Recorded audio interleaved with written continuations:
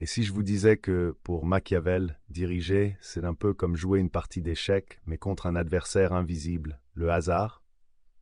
Machiavel a deux mots-clés pour penser le pouvoir, la virtu et la fortuna. La virtu, ce n'est pas la vertu au sens moral, mais l'énergie, l'audace, la capacité d'agir. La fortuna, c'est la chance, les circonstances, tout ce qui échappe à notre contrôle. Leur tension, leur affrontement permanent est au cœur de la politique. Et c'est fascinant, parce que Machiavel nous dit quelque chose de très moderne. Gouverner, ce n'est pas dérouler un plan parfait, mais apprendre à composer avec l'incertitude, à saisir l'occasion quand elle se présente, et à transformer le hasard en opportunité. Une idée qui vaut autant pour les princes italiens de la Renaissance que pour nous aujourd'hui, dans nos choix personnels, professionnels ou politiques. Dans cet épisode, tu vas découvrir comment Machiavel nous apprend à naviguer entre chance et audace, fortune et vertu. Et crois-moi, une fois que tu auras entendu cette leçon, tu ne regarderas plus jamais la chance de la même façon. Alors, si tu veux comprendre pourquoi la chance ne suffit jamais sans courage, et pourquoi l'audace peut parfois défier le destin, abonne-toi à Sagesse Intemporelle. Et attention, ici, contrairement à Machiavel, je n'ai aucune ruse cachée.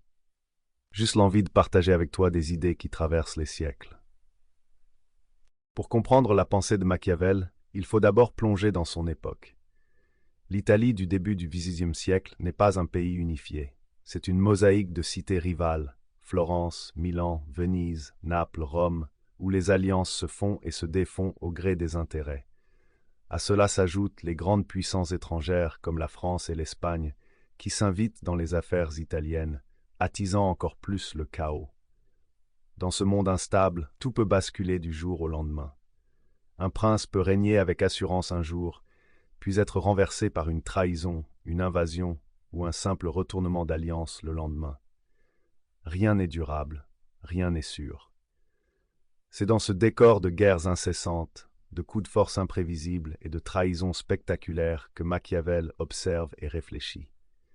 Il comprend très vite que le pouvoir ne dépend pas seulement du talent d'un dirigeant, mais surtout de sa capacité à réagir à l'imprévu.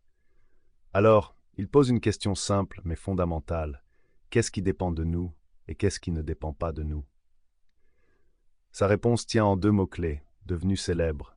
La virtu, cette force d'agir, d'oser et de décider, et la fortuna, ce hasard capricieux qui peut élever ou abattre un destin. Pour Machiavel, l'art de gouverner se joue toujours dans cette rencontre entre notre audace et les circonstances. C'est là que se joue la vraie mesure d'un dirigeant. Machiavel compare la fortuna à une rivière impétueuse, une rivière parfois tranquille, mais qui peut à tout moment se transformer en torrent dévastateur et inonder un pays entier. C'est une image puissante. La fortuna, c'est tout ce qui échappe à notre contrôle, l'imprévu, la contingence, le chaos. Un dirigeant, dit Machiavel, ne peut pas supprimer cette force. Il ne peut pas assécher la rivière, ni empêcher qu'elle déborde un jour. Mais il peut s'y préparer. Comme un ingénieur qui construit des digues, un prince doit anticiper, prévoir des solutions, s'adapter aux circonstances. Autrement dit, l'homme ne contrôle pas le hasard, mais il peut limiter ses effets et même parfois le transformer en opportunité. Une inondation dévaste, elle peut aussi fertiliser les terres. Une crise politique éclate, elle peut devenir l'occasion d'imposer une nouvelle autorité. La fortuna, pour Machiavel, n'est donc pas seulement une menace. C'est aussi une épreuve qui révèle la qualité d'un dirigeant. Car face au coup du sort, il y a ceux qui subissent et disparaissent, et ceux qui savent rebondir, tirer parti de la tempête et en sortir renforcés. C'est cette lucidité qui rend Machiavel si moderne. Il nous rappelle que l'incertitude n'est pas une anomalie de la vie politique, mais sa règle, et que la vraie grandeur d'un chef se mesure à sa capacité à composer avec elle. Face à la fortuna, Machiavel place la vertu. Mais attention, il ne s'agit pas de la vertu chrétienne faite de bonté, d'humilité et de charité. La vertu, c'est tout autre chose. C'est l'énergie vitale, le courage, l'intelligence stratégique et le sens de l'initiative. Un dirigeant qui possède la vertu sait décider vite, agir fort et parfois même prendre des risques démesurés. Là où beaucoup hésitent, paralysés par la peur de l'inconnu, lui ose franchir le pas. Et c'est cette audace qui peut parfois renverser la fortuna.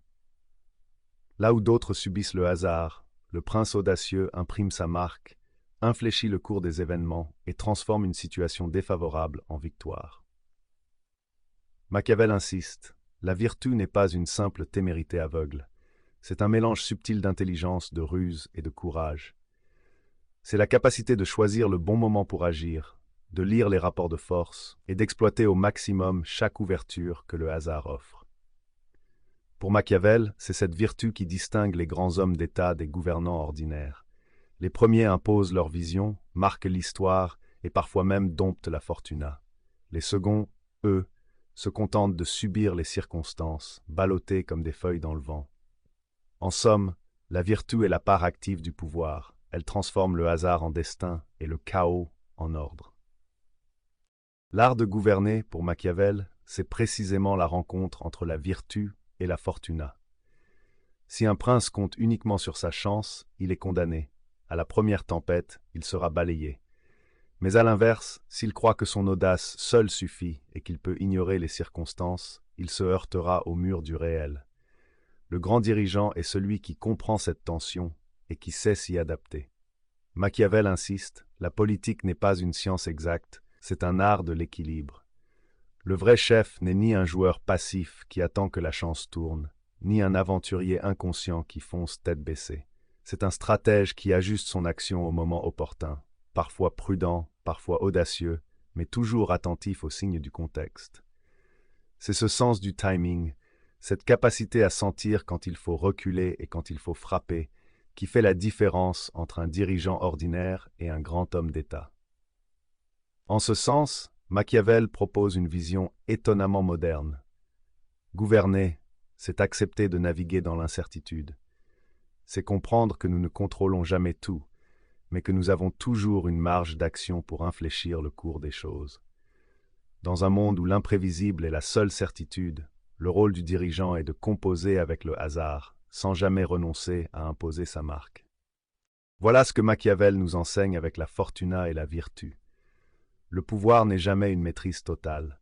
C'est un équilibre fragile entre le hasard et l'audace, entre les circonstances que nous subissons et la capacité que nous avons à y répondre. Sa leçon est limpide. La chance existe, mais elle ne suffit jamais. Elle ne récompense que ceux qui savent oser, décider et agir. Gouverner, c'est préparer le terrain, anticiper l'imprévu, mais surtout avoir le courage de saisir l'occasion quand elle surgit. Retenez cette idée essentielle. Le hasard favorise parfois les audacieux, mais il ne sourit jamais aux timides. Et ce n'est pas fini. Dans le prochain épisode, nous irons encore plus loin en découvrant deux visages complémentaires de Machiavel.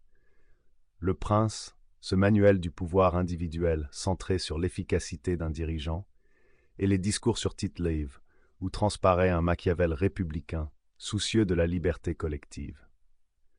Alors Machiavel était-il vraiment le penseur cynique du pouvoir personnel ou bien un défenseur de la liberté? Si tu veux continuer ce voyage au cœur des sagesses intemporelles, abonne-toi dès maintenant. Et n'oublie pas, dans la vie comme en politique, la fortuna se joue de nous tous, mais c'est la vertu qui décide de notre destin.